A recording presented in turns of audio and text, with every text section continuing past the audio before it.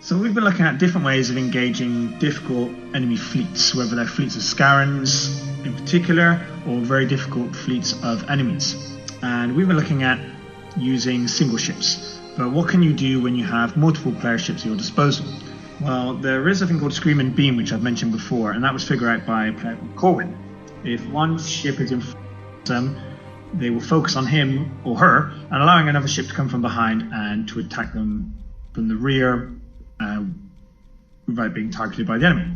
But handling the taunts can be a bit difficult. So this is me piloting two ships. One of them is a missile cruiser, just because I like missile cruisers.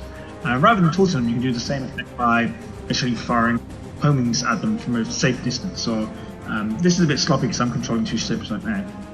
But the missile cruiser could be any other ship, and it could be at a very safe distance.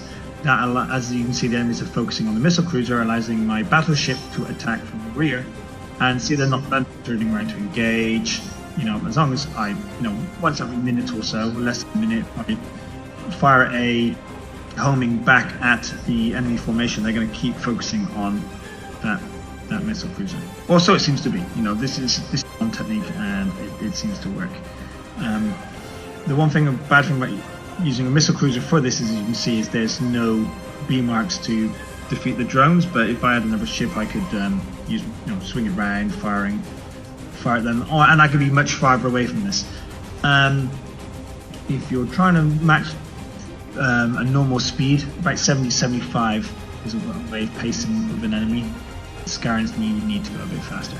But yeah, so you've got Screaming Beam, same thing with taunts. If you fire homings, you can do it, and you can actually defeat entire enemy fleets without taking any damage at all.